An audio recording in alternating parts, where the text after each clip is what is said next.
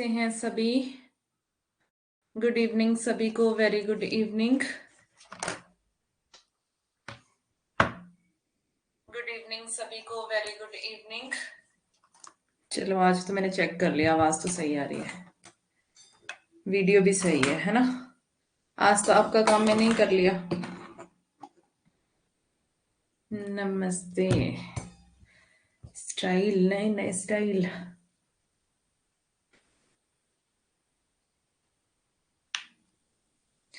Good evening. Audio video clear है? Okay. Audio video मैंने check कर लिए। Good evening, good evening. अच्छे हैं, वेरी गुड।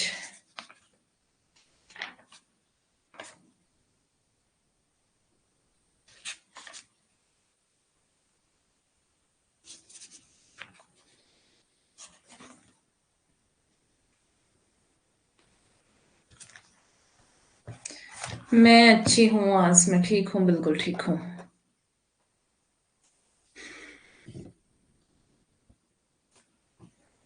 Good evening. चलिए फिर शुरू करें। अच्छा, 25% ऑफ चल रहा है अभी, 15 अगस्त को लेकर 17 तक चल रहा है ना? 17 अगस्त तक 25% ऑफ चल रहा है कोर्सेज पर। अगर आपके कोई जानने वाले हैं तो आप उन्हें बता सकते हैं, ठीक है? आप बता सकते हैं कि 25% ऑफ चल रहा है। जिन्होंने भी ज्वाइन करना है कोर्सेज को, वो कर सकते हैं जल्दी से। 17 तक अभी ऑफ है, ठीक है? ज्यादा डिटेल में जाऊंगी नहीं, पढ़ाई करेंगे। और अब यूट्यूब क्लास बंद हो गई है, ठीक है? मतलब मंडे से नहीं होगी यूट्यूब क्लास। अब आपको यहाँ पर ही क्लासेस मिलेंगी। और मंडे को हम टेस्ट कर रहे हैं, ठीक है? तो जो हमने पहले कहा था वही हम करेंगे। मंडे को हम टेस्ट ही करेंगे, ठीक है? सिर्फ मंडे को टेस्ट करेंगे, ट्यूसडे को पढ़ेंगे। मतलब एक दिन हम, जैसे हमारा कोई भी हिस्सा कंप्लीट होगा तो उसके ऊपर हम टेस्ट क्या करेंगे, ठीक है? तो अब हम जल्दी से चलते हैं, क्लास को स्टार्ट करते हैं। और भक्ति काल नहीं, कृष्ण भक्ति शाखा पढ़ना है आज, है ना? कृष्ण भक्ति शाखा, ठीक है। कोर्सेज पे 25% ऑफ चल रहा है, तो बता देना आप अपने दोस्तों को, अपने जानकारों को। क्या कह रहे हैं? मंडे को टेस्ट प्लीज, एवरी मंडे। आप कैसे हो मैम? मैं बहुत अच्छी हूँ, बिल्कुल ठीक हूँ। टाइमिंग सेम रहेगी मंडे ट्यूसडे? नहीं, अब टाइमिंग यही रहेगी हमारी, 6 बजे। अब सुबह क्लास नहीं होगी, ठीक है? सुबह क्लास नहीं होगी, यही टाइमिंग रहेगी हमारी डेली की जो अभी है। वैसे भी सुबह वाली के लिए तो आपको प्रॉब्लम थी ही, है ना? तो 2 दिन तो एडजस्ट कर ही रहे थे, बट अब जरूरत नहीं है। क्लास का टाइम यही होगा जो अभी हमारा चल रहा है, ठीक है? ओके। मंडे को ऐप पर ही होगी क्लास, हाँ जी। मंडे को ऐप पर ही क्लास होगी। और जितना आज हम कंप्लीट कर लेंगे उसमें से ही टेस्ट रखूंगी, ठीक है? चलते हैं, अभी हम पढ़ाई करते हैं फटाफट से, क्योंकि टाइम वेस्ट नहीं करेंगे, टाइम बहुत कीमती है हमारा। तो तैयार हैं आप सब? Are you ready? टेस्ट किस टॉपिक पर? अरे भाई, बता दिया मैंने। टेस्ट जो हमने अभी तक पढ़ लिया है शुक्ल से, उसी पे टेस्ट होगा, ठीक है? उसमें पीवाई क्यूज भी रखूंगी, एमसीक्यूज के साथ पीवाई क्यूज भी रखूंगी। जितना अभी तक पढ़ा है भक्ति काल तक, आदि काल से लेकर आदि काल से कृष्ण भक्ति शाखा तक,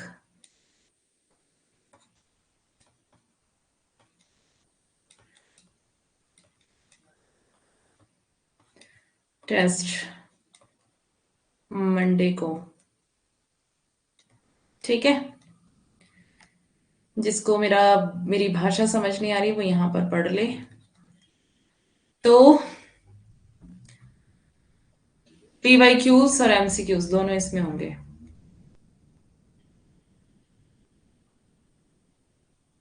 PYQs MCQs सब कुछ इसमें रखूंगी। ओके।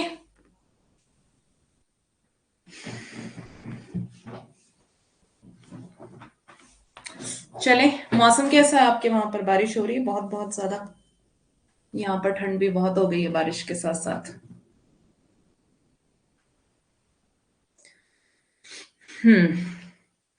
अनुखन माधव माधव सुमिरैत, सुंदरी बेली मधाई, ओ निज भाव सुभाव वही, बिसरल अपने सन लुब्धाई। सॉरी, गुण लुब्धाई, गुण हो गई है, अपने गुण लुब्धाई। ठीक है, अपने ही गुण पर लुब्ध हो रही है। मैंने आपको बता दिया था ना, ये है विद्यापति, विद्या के पति हैं ये। सॉरी, कट गया। एक तो मैंने बुक पे रखा है ना, ये पेन टैब, इसलिए सही नहीं चल रहा।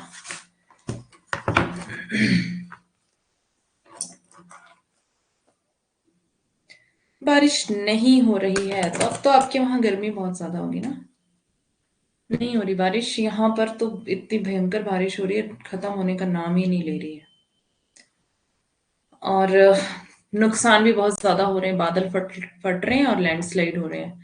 मीन्स लैंडस्लाइड भी ऐसे कि सड़कें ही खत्म हो गई है, रास्ता ही नहीं है, पैदल चलने का भी रास्ता नहीं है, और गाड़ियां जाने का तो दूर की बात है।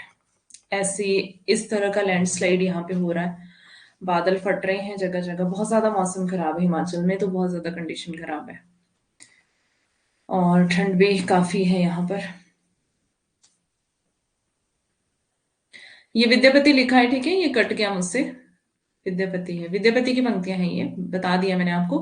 कि क्या करती है? अनुखन प्रतीक्षण, अनुखन का मतलब होता है प्रतीक्षण। चल जा अच्छे से भाई, काहे नाराज है? प्रतीक्षण। तो माधव माधव सुमिरत, सुंदरी भेल मदाई, खुद को भूल गई हैं वो, और अपने ही गुण पर लुब्ध हो रही हैं। ठीक है, ये समझा दिया था मैंने, वही मीनिंग है इसका। भोर ही सहचरे कातर दीठी, हेरी छल छल लोचन पानी, अनखन राधा राधा रटेत, आधा आधा बानी। ठीक है, तो अब क्या करने लग गई हैं वो? अब राधा राधा रटने लग गई हैं।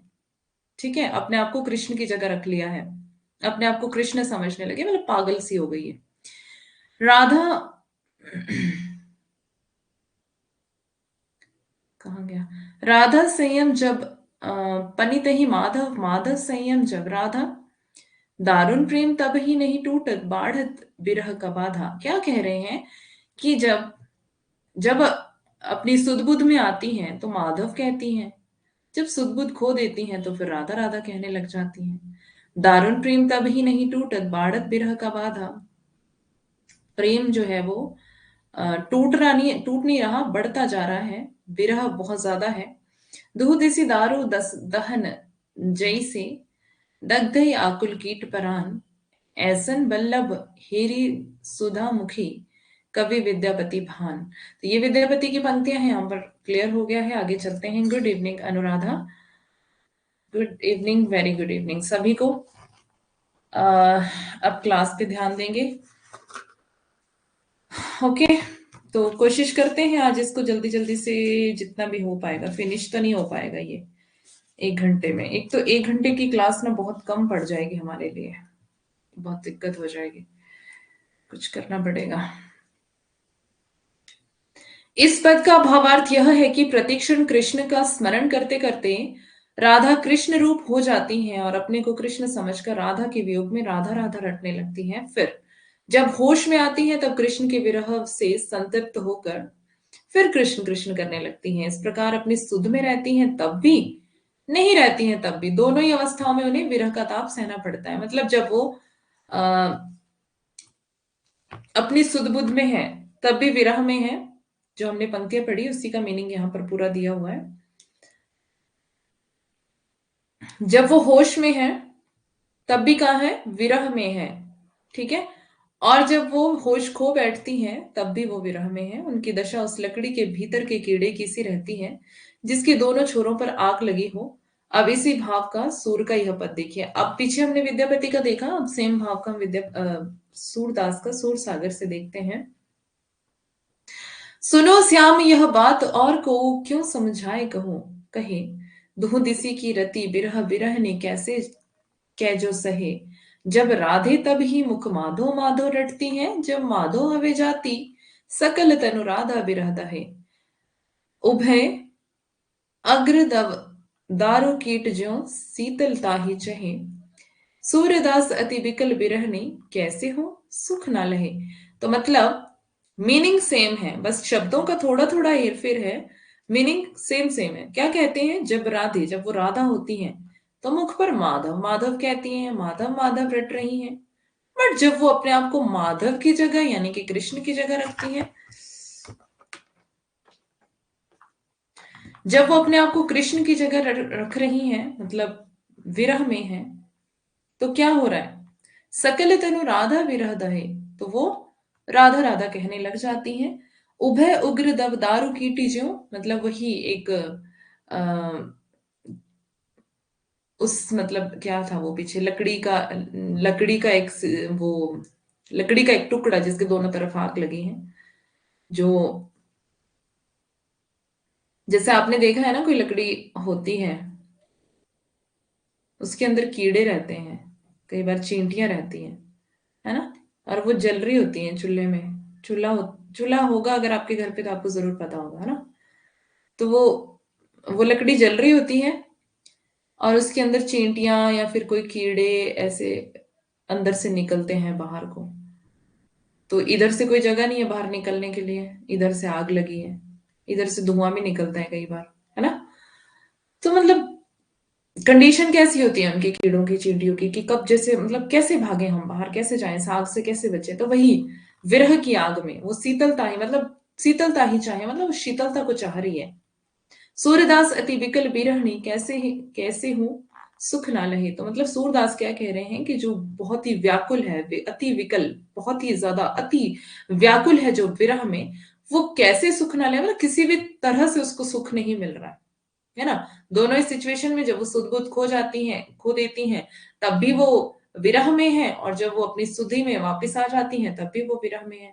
तो ये सूरसागर से सूरदास के पद हैं और वो विद्यापति के पीछे थे, ठीक है। तो मीनिंग मतलब एक जैसा रहता है इन दोनों का, ये बता रहे हैं। आगे देखते हैं, सूरसागर में जगह जगह दृष्टिकूट वाले पद मिलते हैं। दृष्टिकूट किसको कहते हैं? हम्म दृष्टिकूट होता है जिसमें कोडिंग वाली लैंग्वेज यूज की हो, कोड, है ना। मतलब अर्थ साफ साफ ना हो। कोड डिकोडिंग डिकोडिंग पढ़ी है ना आपने, अर्थ साफ साफ ना हो, मतलब कोड में यूज किया हो लैंग्वेज को।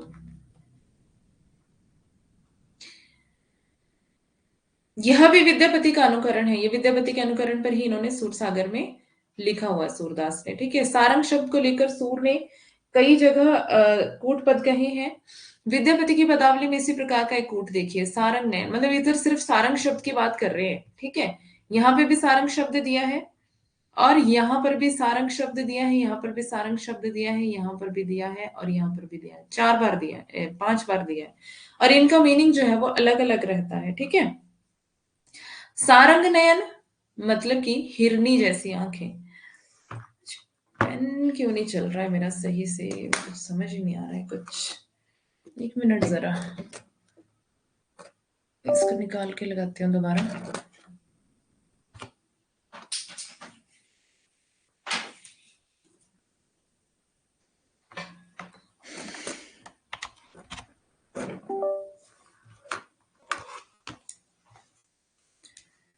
सही से आज मैं लिख नहीं पा रही हूँ, पेन अच्छे से नहीं चल रहा है। सारंग नयन मतलब हिरनी जैसी आंखें, ठीक है। बैन पुनि सारंग, अब यहां पर कोयल के लिए सारंग शब्द यूज किया हुआ है, ठीक है। सारंग तसु समधाने, और यहां पर बता रहे नीचे वाली पंक्ति में, कहाँ गया पेन, सारंग ऊपर उगल 10 सारंग कीली करथि मधुपाने। तो यहां पर जो सारंग है नीचे वाली पंक्ति में ये दिया है मोर के लिए, ठीक है। मोर जब वर्षा होने की उम्मीद में नाचते हैं, तो ये मोर के नाचने का वर्णन यहाँ पर किया हुआ है। तो यहाँ पर जो सारंग है वो मोर के लिए यूज किया है। यहां वाला जो सारंग है वो हिरनी की आंखें हैं, ठीक है। हिरनी की आंखें, सॉरी मेरे से मतलब वो पेन सही नहीं चल रहा है, इसलिए कुछ भी लिखा जा रहा है यहाँ पर। और यहाँ पर जो सारंग है वो कोयल के लिए यूज किया है। तो मतलब यहाँ पे बता रहे हैं कि ये कोडिंग जो लैंग्वेज है, अर्थ साफ साफ नहीं है, कूट वाले पद हैं। तो सारंग शब्द को ही लेकर सूर ने कई जगह कूट पद कहे हैं, ठीक है। तो ये सूरदास की पंक्तियां हैं, सूरदास। ये भी विद्यापति का अनुकरण है, ऐसा बता रहे हैं कि विद्यापति की नकल की है इन्होंने, ठीक है। पश्चिमी हिंदी बोलने वाले सारे प्रदेशों में गीतों की भाषा ब्रज ही थी। दिल्ली के आसपास भी गीत ब्रज भाषा में ही गाए जाते थे। तो पश्चिमी हिंदी जो बोलने वाले सारे प्रदेश थे, गीत गीत कौन सी भाषा में लिखे जाते थे? ब्रज में ही, ठीक है, ब्रज भाषा में ही बोले जाते थे, लिखे जाते थे। उसके बाद यहाँ पे बता रहे हैं, यहाँ हम खुसरो के गीतों में दिखाए हैं, पीछे देख लिया था हमने खुसरो के गीतों में। कबीर के प्रसंग में कहा जा चुका है कि उनके साखी की भाषा तो सुदुक्कड़ी है, पर पदों की भाषा काव्य में प्रचलित ब्रज भाषा है। साखी की भाषा कैसी है? सुदुक्कड़ी। और पदों की भाषा काव्य में प्रचलित ब्रज भाषा है। साखी की भाषा सुदुक्कड़ी है और पदों की भाषा काव्य में प्रचलित ब्रज भाषा। यह एक पद तो कबीर और सूर दोनों की रचनाओं के भीतर ज्यों का त्यों मिलता है। अब यहाँ पे कबीर और सूर की बात कर रहे हैं। हे हर हे नहीं होगा, ये है होगा, है हरि भजन को परवान, नीच पावे ऊंच पदती बाजते, ऊंच पदवी बाजते निशान। तो यहां पर है हरि भजन को परवान, इंपॉर्टेंट पंक्ति है कबीर की, कबीर, ठीक है। और कबीर की जो रचनाएं थी, साखी सबद रमैनी, ठीक है। आगे है, भजन को प्रताप ऐसो तीरे जन पाषाण, अधम भील अजाति गनिका, चढ़े जात विमान, नवलख तारा चले मंडल, चले ससहर भान, दास धू को अटल पदवी, राम को दीवान, निगम जाकी साखी बोले, कथे सत सुजान, जन कबीर तेरी सरनी आयो, राखी ले हो भगवान। तो कबीर ग्रंथावली से है ये सारी की सारी पंक्तियां। बस इसको, इसकी जो पहली वाली पंक्ति है इसको याद रख लेना आपने, कबीर के नाम से, ठीक है। बाकी तो ज्यादा इंपॉर्टेंट नहीं है, पर ध्यान रखना कबीर ग्रंथावली से है। आगे चलते हैं। अच्छा, यहाँ पर सेम दोबारा ही आ गया ये। अच्छा, अब ये सूर सागर से भी दिया हुआ है, सेम सेम पंक्तियां बता रहे हैं। है हरि भजन को परमान, ऊंच नीच पावे ऊंच पत्ती बाजते निशान, सेम ही है। भजन को प्रताप ऐसो जल तरे पासान, अजामिल अरु भील गनिका, चढ़े जात विमान, चलत तारे सकल मंडल, चलत ससी अरुभान। तो मतलब पूरे की पूरा इन्होंने क्या कर दिया, कबीर और सूरदास की जो पंक्तियां हैं वो मैच कर रही हैं, है ना। तो इन्होंने विद्यापति का, कबीर का, सबका अनुकरण किया है, ऐसा इनका कहना है। चलन तारे सकल मंडल, मतलब पूरा ही तारे चल रहे हैं, आकाश मंडल चल रहा है। चलत अरुभान, भक्त ध्रुव को अटल पदवी, राम को दीवान, ठीक है। निगम जाको सुजस गावत, सुनत संत सुजान, सुर हरि को शरण आयो, राखिले भगवान, सेम ही है और सूर सागर से है ये, ठीक है। आगे चलते हैं, बस ये यही दिखाया है कि सेम सेम है। कबीर के सबसे प्राचीन प्रति में भी यह पद मिलता है, इससे नहीं कहा जा सकता कि सूर की रचनाओं के भीतर ये कैसे पहुंच गया। तो बता रहे हैं कि कबीर की सबसे प्राचीन प्रति में भी ये पद मिलता है। हम ये नहीं कह सकते कि सूर की रचनाओं में कैसे पहुंच गया ये। हो सकता है उन्होंने नकल की हो, या फिर किसी ने गलती से लिख दिया हो, वहां डाल दिया हो, ऐसा कुछ हो सकता है। राधा कृष्ण की प्रेम लीला के गीत सूर के पहले से चले आते थे, यह तो कहा ही जा चुका है। बैजू बावरा एक प्रसिद्ध गवैया हो गया है, जिसकी ख्याति तानसेन के पहले देश में फैली हुई थी। तो बैजू बावरा की पंक्तियां नीचे दी हुई हैं, उसका एक पद देखिए, बैजू बावरा, ठीक है, याद रखना है ये नाम। ये मुरली बजाए रिझाए ले मुखमोहन ते, गोपी रीझी रही रस्तानन सो सुदबुद सब बिसराई, धुनि सुनि मन मोहे मगन भई देखत हरि आनन, जीव जंतु पशु पंछी सुर नर मुनि मोहे, हरे सबके प्राणन, बैजू बनवारी बंसी अधर धरी, वृंदावन चंद बस किए, सुनते ही कानन। तो किसकी पंक्तियां हैं ये? बैजू बावरा। इंपॉर्टेंट ध्यान रख लेना। आगे चलते हैं। जिस प्रकार रामचरित गान करने वाले भक्त कवियों में गोस्वामी तुलसीदास जी का स्थान सर्वश्रेष्ठ है, उसी प्रकार कृष्ण चरित गाने वाले भक्त कवियों में महात्मा सूरदास जी का। तो बता रहे हैं कि राम के बारे में लिखने वाले या उनके बारे में गाने वाले, उनका गुणगान करने वाले तुलसीदास प्रमुख हुए हैं, और कृष्ण के बारे में गाने वाले भक्त कवियों में सूरदास प्रमुख हुए हैं। वास्तव में ये हिंदी काव्य गगन के सूर्य और चंद्र हैं, ठीक है। तो सूर्य और चंद्र कहा गया है तुलसीदास और सूरदास को। तो ध्यान रखना, पूछा जाता है ये कि शुक्ल ने हिंदी काव्य के गगन के सूर्य और चंद्र किसको कहा है। तो पहले इन्होंने तुलसीदास का नाम लिखा है ना, तुलसीदास, तो इसको सूर्य पहले यहां लिखा है। वैसे कुछ भी हो सकता है, मतलब मैं भी कंफ्यूज हूँ इसमें कि सूर्य किसको और चंद्र किसको कहा है। वैसे सूर्य सूरदास को ही कहना चाहिए, बट जिस सीक्वेंस में नाम लिखे हैं उसी सीक्वेंस में मैं लिख रही हूँ सूरदास चंद्र, ठीक है। वैसे ये ऐसे अलग अलग नहीं पूछा जाएगा, अगर पूछा भी गया तो यही पूछा जाएगा कि किसको कहा है। तुलसीदास और सूरदास, वहां दो नाम दिए होंगे आपको, ठीक है। तो एक जैसे ए ऑप्शन है तो वहां पर तुलसीदास और सूरदास दोनों का नाम हो सकता है। बी ऑप्शन में कबीर और जायसी का हो सकता है। सी में किसी और का दो का हो सकता है। डी में किसी और दो का हो सकता है। तो यहाँ पे आप कंफ्यूज नहीं होंगे, ठीक है। जो तन्मयता इन दोनों भक्त शिरोमणि कवियों की वाणी में पाई जाती है वह अन्य कवियों में कहाँ। तो मतलब दोनों में तन्मयता है। भक्त शिरोमणि कवि कहा गया है इनको। भक्त शिरोमणि क्या मतलब, भक्तों में सबसे ऊंचा पद जिनका रहा हो, ठीक है। तो भक्त शिरोमणि कवियों की वाणी में जो पाई जाती है इनकी वाणी में तन्मयता, वह अन्य कवियों में नहीं है। हिंदी काव्य इन्हीं के प्रभाव से अमर हुआ। अब ये भी पूछा जा सकता है आपको कि हिंदी काव्य किसके प्रभाव से अमर हुआ, तो ध्यान रखेंगे वहां पर सूरदास और तुलसीदास के लिए शुक्ल ऐसा कह रहे हैं। इन्हीं की सरसता से उसका स्रोत सूखने ना पाया। सूर की स्तुति में एक संस्कृत श्लोक के भाव को लेकर यह दोहा कहा गया है। उत्तम पद कवि गंग के, कविता को बलबीर, केशव अर्थ गंभीर को, सूर तीन गुण धीर। तो मतलब क्या बता रहे हैं, सूर की स्तुति में, ठीक है। मतलब कि सूर की स्तुति का मतलब हुआ कि सूरदास की प्रशंसा में संस्कृत का एक श्लोक है, दोहा है। क्या, उत्तम पद कवि गंग के, कि गंग कवि जो थे, गंग कवि का पता है ना आपको, जिनके हाथी से कुचलवाकर हत्या कर दी गई थी, है ना। हाथी से कुचलवा दिया गया था कवि गंग को। तो उत्तम पद कवि गंग के, आगे आएगा वो हाथी से कुचलवा दिया था उनको, आगे हम पढ़ेंगे उसको, ठीक है, वो रीति काल में आएगा। तो उत्तम पद कवि गंग के, कविता को बलवीर, केशव अर्थ गंभीर को, अगर गंभीर अर्थ की बात करें तो केशव दास को लें। सूर तीन गुण, मतलब यहाँ पे तीन लोगों की बात करी है, पहले तो कवि गंग की, फिर बलबीर की, और फिर केशव की। तो बता रहे हैं कि सूर तो इन तीनों में ही क्या है, तीनों के जो गुण हैं वो सारे ही गुण इन अकेले में पाए जाते हैं। तो इनकी प्रशंसा में, यानी कि सूरदास की प्रशंसा में ये पद कहा गया है। किसने कहा है ये नहीं पता, ठीक है। इसी प्रकार यह दोहा भी बहुत प्रसिद्ध है। कींधो सूर को सर लगेओ, कींधो सूर को पीर, कींधो सूर को पद लगेओ, बेध्यो सकल शरीर, ठीक है।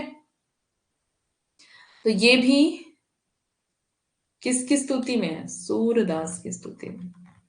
किसने लिखा है ये नहीं पता है, तो इसको छोड़ के आगे चलते हैं, आगे बढ़ते हैं। यद्यपि तुलसी के समान सूर का काव्य क्षेत्र इतना व्यापक नहीं कि उसमें जीवन की भिन्न भिन्न दशाओं का समावेश हो, पर जिस परिमित पुण्य भूमि में उनकी वाणी के ने संचरण किया उसका कोई कोना अछूता ना छूटा। श्रृंगार और वात्सल्य के क्षेत्र में जहां तक इनकी दृष्टि पहुंची वहां तक और किसी कवि की नहीं। श्रृंगार और वात्सल्य के क्षेत्र में जहां तक इनकी दृष्टि पहुंची वहां किसी और कवि की नहीं। इंपॉर्टेंट पंक्ति है। इन दोनों क्षेत्रों में तो इस महाकवि ने मानो औरों के लिए कुछ छोड़ा ही नहीं। गोस्वामी तुलसीदास जी ने गीतावली में बाल लीला को इनकी देखा देखी बहुत अधिक विस्तार दिया। सही, पर उनमें बाल सुलभ भावों और चेष्टाओं की वह प्रचुरता नहीं आई, उसमें रूप वर्णन ही की प्रचुरता रही। तो बता रहे हैं कि जो तुलसीदास थे, उन्होंने गीतावली इन्हीं के अनुकरण पर लिखी थी ना, तो उसमें बाल लीला को इनकी ही देखा देखी में इन्होंने विस्तार देना चाहा, पर उतनी अच्छी तरह से नहीं दे पाए तुलसीदास, जितनी अच्छी तरह से कौन देते हैं, सूरदास देते हैं। बाल चेष्टा के स्वाभाविक मनोहर चित्रों का इतना बड़ा भंडार और कहीं नहीं। दो चार चित्र देखिए। काहे को आरी करत मेरे मोहन, यूं तुम आंगन लोटी, जो मांगहूं सो देहूं मनोहर, यह बात तेरी खोटी। सूरदास को ठाकुर ठाड़ो, हाथ लकुट लिए छोटी। सुबित कर नवनीत लिए, घुटुरुन चलत रेनु तन मंडित, मुख दधि लेप किए। तीसरा है सिखवत चलन जसोदा मैया, अरब राय कर पानी गहावती, डगमगाए धरे भैया। चौथा है पाहुनी करी दे तनक महियो, आरी करे मनमोहन मेरो, अंचल आनी गह्यो व्याकुल मथत, मथनिया रीति दधी, भवे ढरकी रह्यो। क्या बता रहे हैं पहले वाले में? काहे को आरी करत मेरे मोहन, आरी करत मतलब आ, मतलब हमारी भाषा में बोलते हैं अड़ी, अड़ी क्यों कर रही है, मतलब कि जिद, है ना। आरी, आरी मतलब जिद। तो बोल रहे हैं काहे को आरी करत, मतलब जिद क्यों कर रहे हो तुम, है ना। तुम आंगन में यूं क्यों लोटपोट क्यों हो रहे हो, लोटी मतलब क्यों लोटपोट हो रहे हो तुम आंगन में, है ना। कौन बोल रहा है ये? यशोदा बोल रही है। किसको? किसको बोल रही है? कृष्ण को बोल रही है, कान्हा को बोल रही है, ठीक है।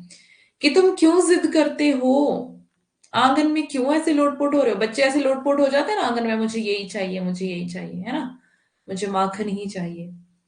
जो मांग हूं सो देहूं मनोहर, तो मतलब मैं जो तुम्हें, जो तुम मुझसे मांगते हो वो मैं तुम्हें देती हूँ। यह बात तेरी खोटी है, तेरी बात अच्छी नहीं है, खोटी है, ये बात अच्छी नहीं है कि तुम, जो मैं तुम्हें मांगती हूँ, जो तुम मांगते हो वो मैं तुम्हें देती हूँ, और फिर भी तुम जिद करते हो, अड़ी करते हो, जिद करते हो, अड़ी करते हो, आंगन में लोटपोट हो जाते हो, है ना। ये बात तेरी खोटी, अच्छी बात नहीं है। सूरदास को ठाकुर ठाड़ो, हाथ लकुट लिए लोटी। तो लकुट जो है वो छड़ी होती है, मतलब बच्चों के खेलने वाली छड़ी होती है, तो उसी की बात यहाँ पे कर रहे हैं। ठीक है, ये तो सूरदास की पंक्तियां हैं, और इनका, इन्होंने कितना मनोहर वर्णन किया हुआ है वात्सल्य रस का, इसके बारे में बात कर रहे हैं। दूसरी बात यहाँ पर है, शोभित कर नवनीत लिए, घुटरुन चलत रेणु तन मंडित, मतलब कि घुटनों के बल, घुटरुन चलत रेणु मन तन मंडित, मतलब घुटनों के बल चल रहे हैं। ये वाली पंक्तियां आपको देखनी है बस, ठीक है, इसको भी देख ही लेना, बाकी को छोड़ देना, बाकी कुछ खास नहीं है, इनको ध्यान में रख लेना, ये सूरदास की पंक्तियां हैं। उसके बाद आगे चलते हैं। बालकों के स्वाभाविक भावों की व्यंजना के ना जाने कितने सुंदर सुंदर पद भरे पड़े हैं, स्पर्धा का ऐसा सुंदर भाव इस पद, प्रसिद्ध पद में आया है। स्पर्धा क्या होता है? आगे बढ़ने की बात, है ना। स्पर्धा होता है किसी दूसरे से आगे बढ़ जाना, दूसरों से आगे बढ़ने का जो अंदर मन में हमारे जो भाव होते हैं उसको कहते हैं स्पर्धा, स्पर्धा का भाव, है ना। तो यहाँ पे बता रहे हैं ऐसा सुंदर भाव यहाँ पर प्रसिद्ध पद में आया है, स्पर्धा का भाव। क्या बता रहे हैं? मैया कब ही बढ़ेगी चोटी, कि दिग बार मुहि दूध पियत भई, यह अजहू है छोटी। तो जो कहती बल की बेनी, ज्यों हवे है लंबी मोटी। इसी प्रकार बालकों के क्षोभ, अच्छे ये आगे देखेंगे, पहले इसको देखते हैं। इंपॉर्टेंट पद है, ध्यान रखना, ठीक है। ये भी सूरदास की पंक्तियां हैं, स्पर्धा का भाव है इसमें, ये भी आपको याद रखना है, ठीक है। स्पर्धा का मीनिंग मैंने आपको समझा दिया, अब मैं आपको इसका मतलब समझाती हूँ। मैया कब ही बढ़ेंगी चोटी, कौन कह रहा है? ये कह रहे हैं कृष्ण, किसको? यशोदा को। क्या कह रहे हैं? क्या कर रही हूं मैं? यशोदा, हो सकता है, मतलब यशोदा इनको कहती होंगी कि तुम ना दूध पिया करो, तो तुम्हारी जो चोटी है ना, बलराम की चोटी की तरह मोटी और लंबी हो जाएगी, है ना। तो तुम दूध पिया करो। माएँ कहती है ना बच्चों को दूध पीने के लिए, लेकिन बच्चे क्या करते हैं, नहीं पीना, नहीं पीना, नहीं पीना, नहीं पीना, नहीं मतलब पसंद नहीं है ना, पीना नहीं है। तो बच्चों को इसी तरह से बोल बोल के दूध पिलाना पड़ता है कि पी लो बेटा, खाना खा लो, दूध पी लो, है ना। तो कोई ना कोई लालच उन्हें देना पड़ता है, तो यशोदा भी इनको लालच दे रही होंगी कृष्ण को। तो क्या कहते हैं ये, मैया कब ही बढ़ेगी चोटी, मतलब अपनी माँ को कह रहे हैं कि कब मेरी चोटी बढ़ेगी।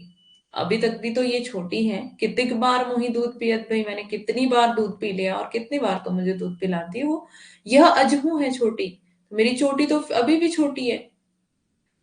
तू जो कहती बल की बेनी, जो हवे है लंबी मोटी, तू तो कहती है कि जैसे बल की यानी कि बलराम की चोटी जैसे मोटी और लंबी है, वैसी ही तेरी भी हो जाएगी, लेकिन मेरी चोटी तो नहीं बढ़ रही है, कब बढ़ेगी, है ना। तो ये वाली भी पंक्तियां इंपॉर्टेंट, ध्यान देंगे। इसी प्रकार से बालकों के क्षोभ के ये वचन देखिए, खेलत में को काको गुसैया, जाति पाति हम ते कछु नाही, ना बसत तुम्हारी छैया, अति अधिकार जनावत याते, अधिक तुम्हारे हैं कुछ गैया। ठीक है, तो ये कौन सा भाव यहां पर बता रहे हैं, क्षोभ भरे वचन है ना। ये भी इंपॉर्टेंट पंक्तियां हैं और इसको भी आपको नोट करना है, इंपॉर्टेंट है। सूरदास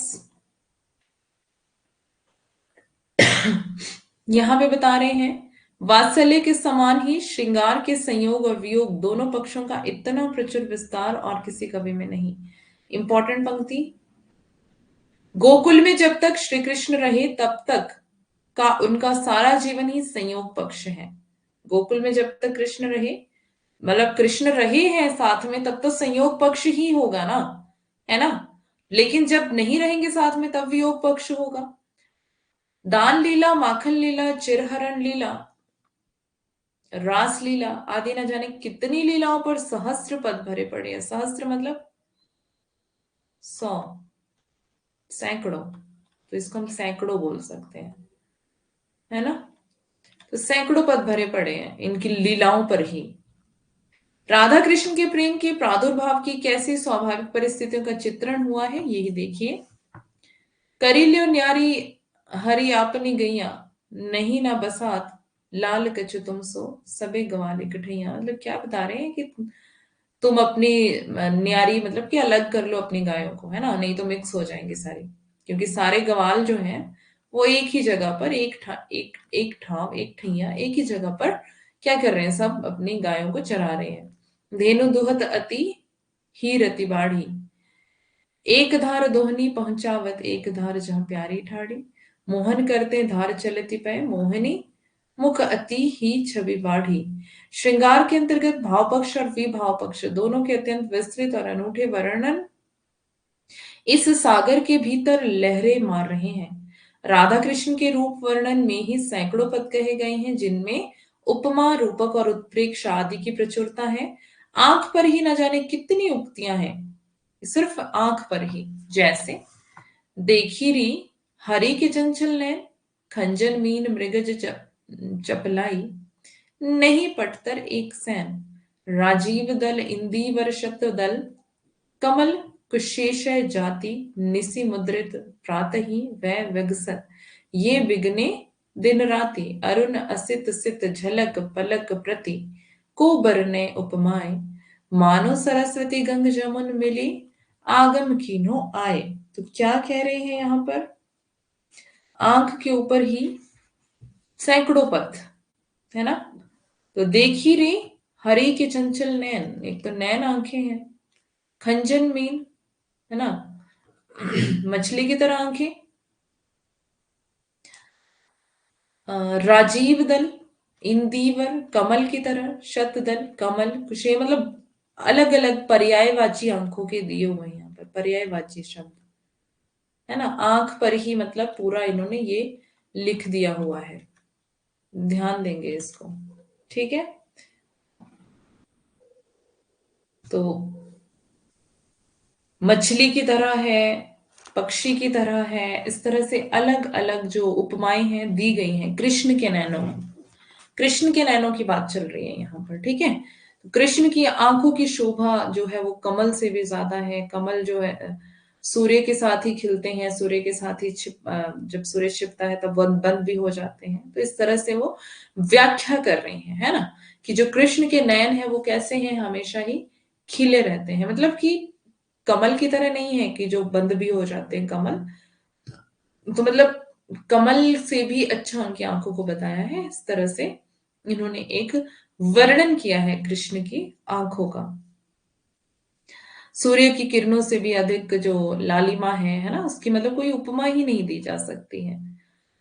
तो कई नदियां जो है इसमें समा गई हैं। तो इस तरह से अलग अलग अलग वर्णन यहाँ पे बता रहे हैं कि कोई भी उपमा नहीं दी जा सकती है यहाँ पर।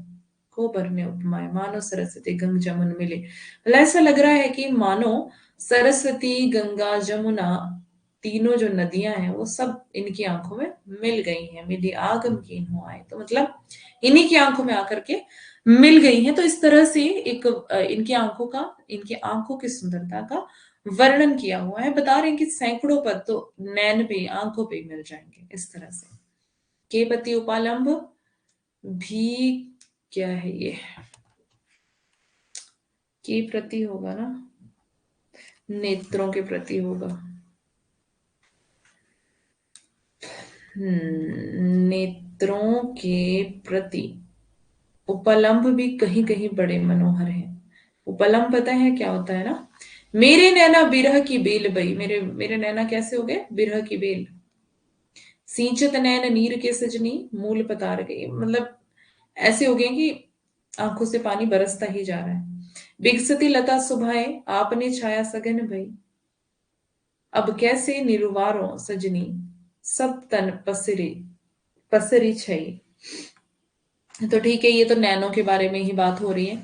आंख तो आंख कृष्ण की मुरली तक में प्रेम के प्रभाव से गोपियों की ऐसी सजीवता दिखाई पड़ती है कि वे अपनी सारी प्रगल्भता उसे कोसने में खर्च कर देती हैं। है ना, किसको कोस रही हैं, मुरली को, कि तुम क्यों कृष्ण की, मतलब तुम क्यों, मतलब ऐसी हो कि कृष्ण तुम्हें पकड़े रहते हैं, अपने होठों से लगाए रहते हैं। तो यहाँ पर गोपियों का मतलब वर्णन किया हुआ, सजीवता दिखाई पड़ती है कि जैसे सच में मुरली जो है वो वैसे तो निर्जीव वस्तु है ना। मुरली तो निर्जीव है, उसमें कोई प्राण तो नहीं है, लेकिन वर्णन ऐसा दिखाया गया है जैसे वो किस सजीव वस्तु होगी, है ना, कोई जान प्राण होंगे उसमें। कि क्योंकि गोपियां क्या कर रही हैं उसकी तरफ, एक ऐसी मतलब कोस रही हैं उसको, प्रगल्भता दिखा रही हैं, ऐसे कोस रही हैं उस मुरली को जैसे कि उस कोई सजीव वस्तु होगी, है ना। तो क्या कह रहे हैं यहाँ पर, मुरली तो गोपाल ही भवती सुन रे सखी यद्यपि नंद नंद ही नानी भांति नचावती राखती एक पाए ठाड़े करी अति अधिकार जनावती। आपुनि पीढ़ी अधर सज्जा पर कर पल्लव सौपद पलुटावती भ्रिकुटी कटिल कुटिल कोप नासापुट हम पर कोपी कंपावती। तो ये भी सूर सागर से हैं पंक्तियां, ध्यान दें। सूर सागर, सूर सागर सूरदास का ग्रंथ है ना। तो गोपियां जो है मुरली के प्रति, गोपियां क्या कर रही हैं, मुरली के प्रति गुस्सा जाहिर कर रही हैं। गुस्सा या फिर जलन, है ना, जाहिर कर रही हैं वो, मतलब जलन है उनको उससे, मुरली से भी।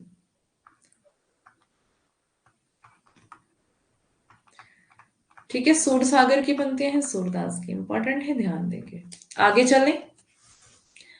कालिंदी के कूल पर शरद की चांदनी में होने वाले रास की शोभा का क्या कहना है, जिसे देखने के लिए सारे देवता आकर इकट्ठे हो जाते थे।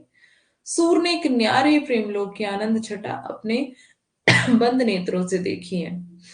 ये हम पीछे पीछे पढ़ चुके थे कि बंद नेत्र से क्या मतलब है। सूरदास अंधे थे, आपको पता है ना। इनको दृष्टि दे भी दी थी एक बार भगवान ने, लेकिन उन्होंने बोला कि जिस आंखों से, जिन नैनों से मैंने आपको देखा है, अब मैं और किसी को भी देखना नहीं चाहता। तो ये वापस अंधे हो गए थे। कृष्ण के मथुरा चले जाने पर गोपियों का जो विरह सागर उमड़ा है, उसमें मग्न होने पर तो पाठकों को वार पार नहीं मिलता। वियोग की जितने प्रकार की दशाएं हो सकती हैं, सबका समावेश उसके भीतर है। कभी तो गोपियों को संध्या होने पर यह स्मरण आता है, एही बोरियां बनते चली आवते दूर ही ते, वह बेनु अधर धरी बार बार बजावते। तो विरह का वर्णन है यहाँ पर, है ना। आगे, कभी भी अपने उजड़े हुए नीरस, नीरस मतलब जिसमें कोई रस नहीं है, नीरस जीवन में के मेल में ना होने के कारण वृंदावन के हरे भरे पेड़ों को कोसती है। तो मतलब पहले तो वो मुरली को कोस रही थी, अब किसको कोस रही है? वृंदावन में जितने भी हरे भरे पेड़ हैं उनको भी कोस रही है। क्यों कोस रही है उनको? मधुबन तुम कत रहत हरे, विरह वियोग श्याम सुंदर के ठाड़े क्यों न जरे, तुम हो नीलज लाज नहीं तुमको, फिर सिर बहुप धरे, ससा स्यार और वन के पखेरु धिक धिक सबन करे, कौन काज ठाड़े रहे बन में, काहे ना उकटी परे। तो मतलब क्या कह रही है? मधुबन, मधुबन मतलब बगीचे को कह सकते हैं, है ना। बगीचे को कह रही है।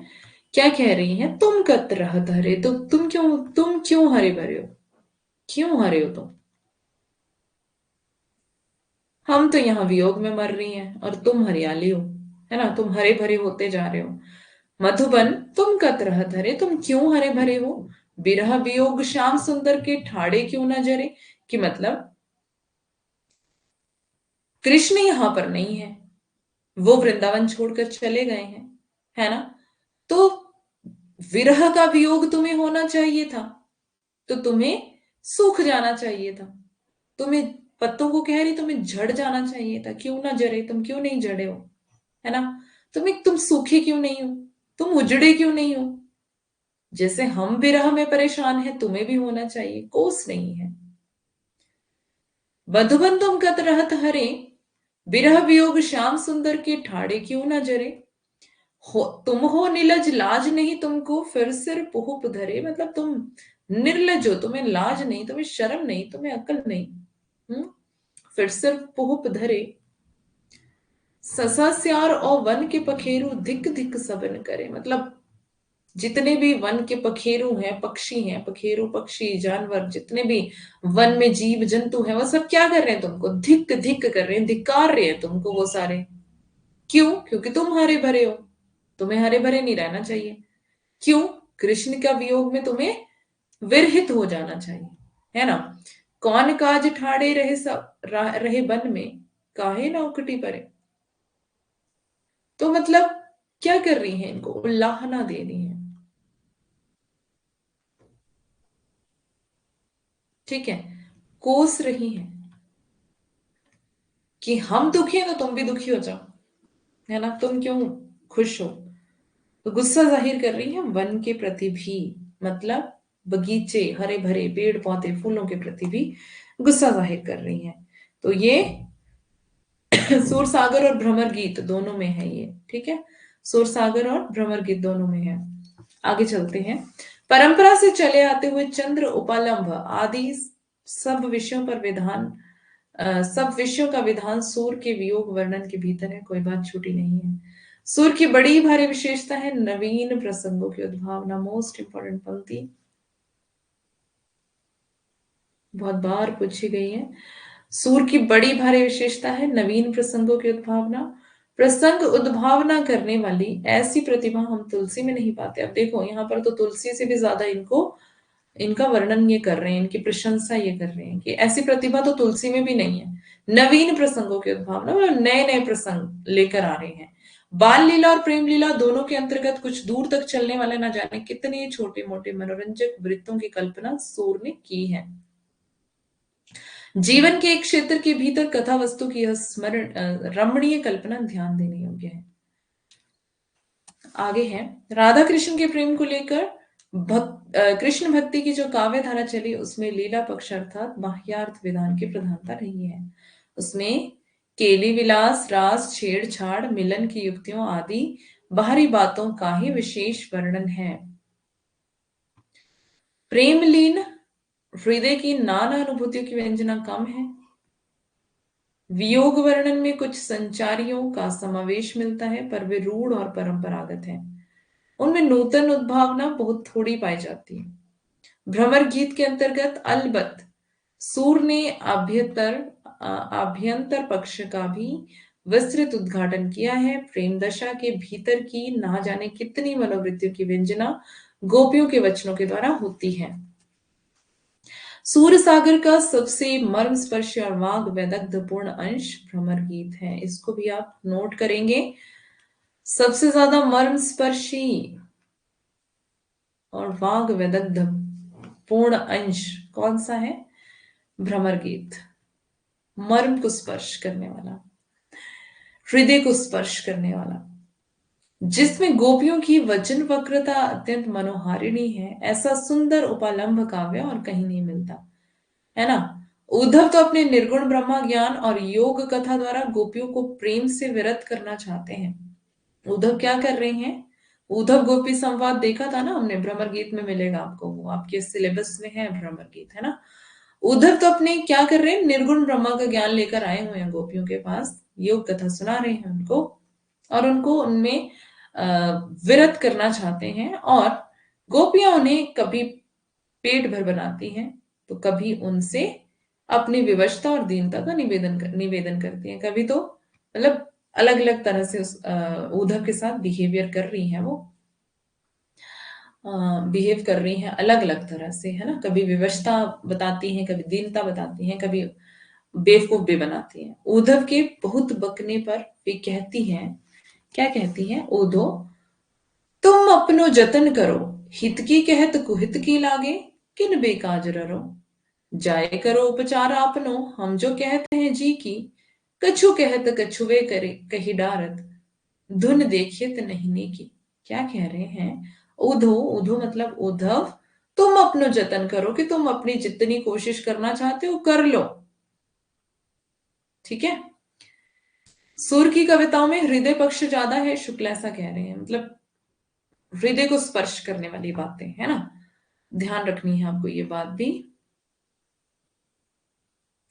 उधो तुम अपना जतन करो, तुम जितनी कोशिश, जतन यानी कि यत्न, यत्न, जतन मतलब यत्न, जितने मर्जी कोशिश, यत्न कोशिश होती है ना, जितनी मर्जी कोशिश कर लो तुम,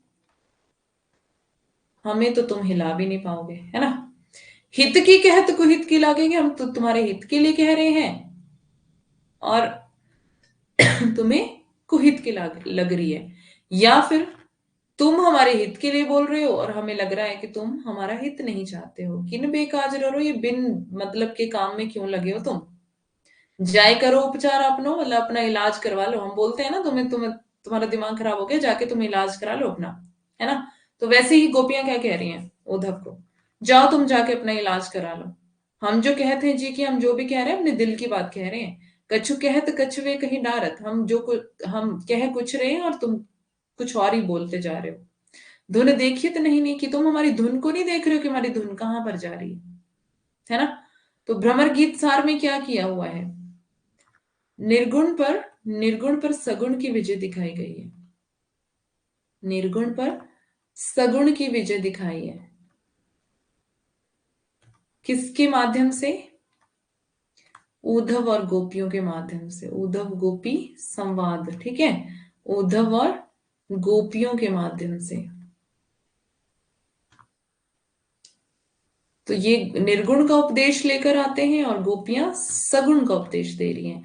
बाद में विजय दिखाई गई है सगुण की, ठीक है। उद्धव को हार के जाना पड़ता है क्योंकि गोपी नहीं सुनती है, तो सगुण की विजय दिखाई है निर्गुण पर। क्योंकि भागवत में किसका महत्व है? सगुण का महत्व है, ठीक है। भागवत में किसका महत्व है? सगुण।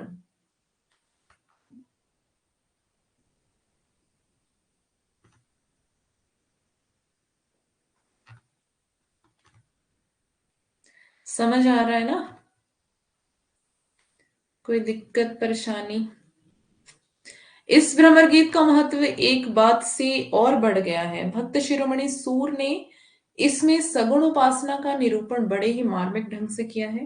हृदय की अनुभूति के आधार पर, तर्क पद्धति पर नहीं किया है। मतलब मार्मिक ढंग से किया है, तर्क पद्धति के आधार पर नहीं किया है। भक्त शिरोमणि सूरदास, ठीक है।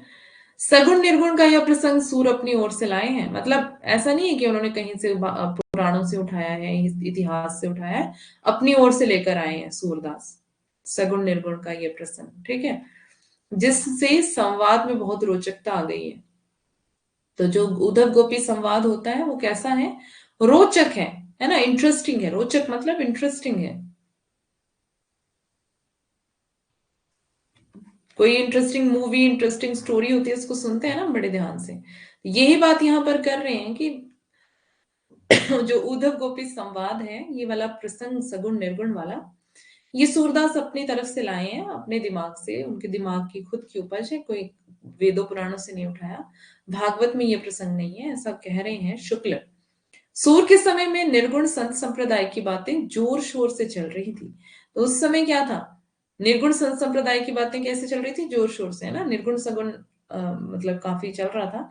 इसी से उपयुक्त स्थल देखकर सूर ने इस प्रसंग का समावेश कर दिया। तो इस तरह से इन्होंने बात को पेश कर दिया कि नहीं, निर्गुण नहीं सगुण, क्योंकि ये खुद सगुण रहे होंगे, है ना। तो जो जिस चीज में अभी इंसान का खुद का इंटरेस्ट होगा वो उसी तरह से फिर लिखेगा। जब उद्धव बहुत सा वाग विस्तार करके निर्गुण ब्रह्मा की उपासना को उपदेश बराबर देते चले जाते हैं, तब गोपियां बीच में रोक कर इस प्रकार पूछती हैं। क्या पूछती हैं गोपियां, निर्गुण कौन देश को वासी, मधुकर हंसी समझाए, सौह दे बूझती साँच ना हंसी। क्या कह रही, निर्गुण, ये निर्गुण जो है वो कौन से देश में रहता है भाई, कौन से देश का वासी है ये निर्गुण। तो मतलब हंस रही है, हंस हंस रही है, उसके ऊपर मजाक उड़ा रही है ना। निर्गुण कौन देश को वासी, कौन से देश में रहता है ये निर्गुण, हम तो नहीं जानते इसको। तो ये एक तरह से मजाक उड़ा रही है, ठीक है। और कहती है कि चारों ओर भाषित इस सगुण सत्ता का निषेध करके तो क्यों व्यर्थ उसके अव्यक्त और अनिर्दिष्ट पक्ष को लेकर यूं ही बकबक करता है। सुनी है कथा कौन निर्गुण की, रची पची बात बनावत, सगुण समेरु प्रकट देखिए तुम त्रिन की ओट दुरावट। इंपॉर्टेंट, सुनी है कथा कौन निर्गुण की, गोपियों का कथन है, गोपियों से कहलवाया गया है, सूरदास ने ये गोपियों से कहलवाया है। सुनी है कथा कौन निर्गुण की, कौन तुम्हारे निर्गुण की कथा सुनेगा, रची पची बात बनाओ, तुम बहुत ये बातें अपने आप से बनाते जा रहे हो तुम। सुगन सगुन समीरु प्रकट देखिए, तुम सगुण स्वरूप जो है, सगुण समीरु मतलब जो सगुण स्वरूप है ईश्वर का, ईश्वर का सगुण स्वरूप तो हम सामने देख लेते हैं, देख पाते हैं ईश्वर का सगुण रूप, तो हम प्रकट में देख सकते हैं, साक्षात देख सकते हैं, जिसको हम साक्षात कह सकते हैं, साक्षात देख सकते हैं हम। तुम त्रिन की ओट दुरावत, अब जो तुम बता रहे हो निर्गुण, तो ये तो मतलब हम देख भी नहीं सकते, है ना। तो यही बता रहे हैं कि सुनिए कथा कौन निर्गुण की, कौन तुम्हारे निर्गुण की कथा सुनेगा, निर्गुण कौन देश को वासी, कौन से देश में रहता है ये। आगे है, उस निर्गुण और अव्यक्त का मानव हृदय के साथ भी कोई संबंध हो सकता है, यह तो बताओ। देखना रूप बरन जाके नहीं ताको हमें बतावत, अपनी कहो दरस ऐसे को तुम कभू को पावत, मुरली अधर धरत है सो पुनि गोधन बन बन चारत, नैन विशाल बहु बंकट करी देखियो कबहु निहारत, तन त्रिभंग करी नटवर वपु धरी पीतांबर सोही तेहि सोहत, सूर्य श्याम ज्यो देत हमें सुख त्यों तुमको सो मोहत। देखना रूप बरन जाके नहीं ताको हमें बताओ, मतलब तुमने खुद तो उसका रूप नहीं देखा, निर्गुण को तो नहीं देख सकते हैं ना, निर्गुण जो है वो निराकार है, उसका कोई आकार कोई रूप नहीं है, वो निराकार है। मैं सगुण निर्गुण पहले समझा चुकी हूं आपको, आई होप कि अब आपको अच्छे से समझ आ रहा होगा, क्लियर हो रहा होगा, ठीक है। रेख रेखना रूप मतलब रेखना रूप मतलब कि रेखा रूप, कोई रूप रेखा है ही नहीं उसकी, रेखना रूप मतलब कोई रूप रेखा ही नहीं है निर्गुण की। तो वर्ण जाके नहीं ताको हमें बताया तब मतलब वर्णन ही नहीं कर सकते हैं जिस चीज का, तो तुम हमें क्यों बता रहे हो, है ना। अपनी कहो दरस ऐसे को तुम कबहू को पावत, मतलब अपनी बताओ, तुम जो हमें उपदेश दे रहे हो, तुम बताओ तुमने कभी उसको देखा है क्या, दरस ऐसे को तुम कबहू को पावत, तुमने कभी ऐसे ईश्वर का दर्शन पाया है, कभी किया है, कभी देखा है तुमने। मुरली अधर धरत है सो मतलब होठों पे मुरली धरते हैं वो, कौन, कृष्ण। पुनि गोधन बन बन चारत, क्या करते हैं वो, गाय चराते हैं वन वन में फिर करके। नैन विशाल बड़ी बड़ी आंखें हैं, भौ बंकट करी देखियो कब हो निहारा, तुमने देखा है कभी ऐसी आंखों वाले को, है ना। कृष्ण को तो तुमने देखा है, तन त्रिभंग करी। त्रिभंग एक कृष्ण का रूप है जो, जिसमें होंठों पर मुरली होती है। मैं बनाना नहीं आता मुझे। एक एक टांग करके, मतलब एक टांग पे वो खड़े होते हैं और दूसरी वाली टांग को कुछ ऐसे करके अ, खड़े होते हैं। मीन्स अभी मुझे ध्यान होता तो मैं यहाँ फोटो रख लेती। त्रिभंग उसको कहते हैं। ऐसे ऐसे करके वो एक एक पैर पर खड़े होकर के दूसरा पैर उस पर ही रखते हैं, तो उसको त्रिभंग कहते हैं। ठीक है। तन त्रिभंग करी नटवर वपु धरी पीताम्बर तेहि सोहत, मतलब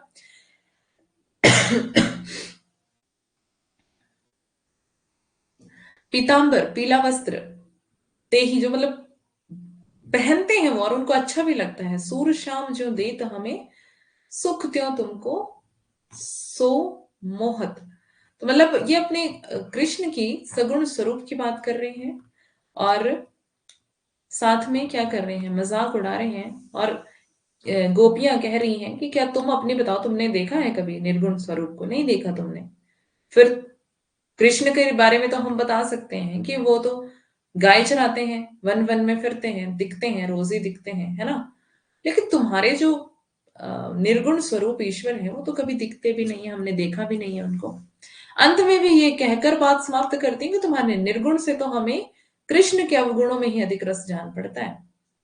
तो मतलब कृष्ण के अवगुणों के साथ खुश हैं वो, लेकिन निर्गुण की तरफ नहीं जाएंगे।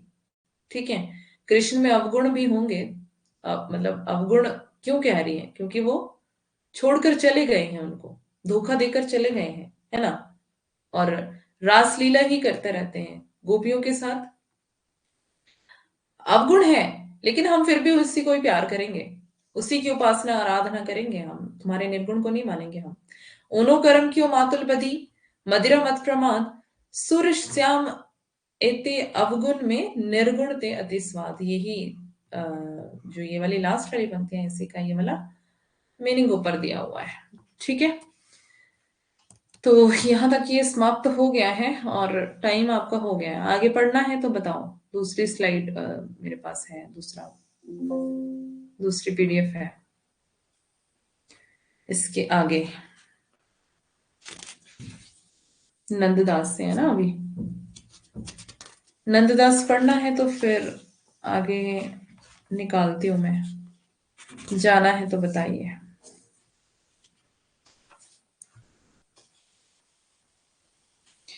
अभी तो बहुत सारा रहता है ये कृष्ण भक्ति।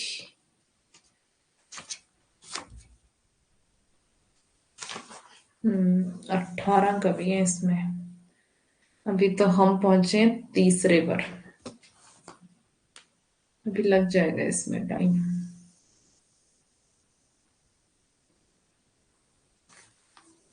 नेक्स्ट क्लास है। ओके। तो समझ आया आपको सब कुछ? कोई दिक्कत परेशानी, कुछ समझ नहीं आया हो बताएं। और क्लास कैसी लगी ये भी बताएं। जल्दी जल्दी जल्दी एंड करते हैं क्लास को, और आपकी भी नेक्स्ट क्लास शुरू हो चुकी है शायद। हाँ, तो मंडे को आना है टेस्ट के साथ, तैयारी के साथ, है ना। टेस्ट के साथ मिलेंगे हम मंडे को। हम्म। टेस्ट है, जितना अब तक पढ़ लिया है। Nice class, thank you ma'am, nice class, okay, most welcome, thank you very much. Hmm. ठीक है, अभी आप जाइए, मिलते हैं फिर मंडे को। टेस्ट के साथ मिलेंगे, प्लीज तैयारी करके आना सभी, है ना। अच्छा भी लगेगा, फिर मजा भी आएगा टेस्ट देने का, मुझे भी लेने का मजा आएगा अगर आपने पढ़ा होगा तो। ठीक है, bye, take care, good night all of you.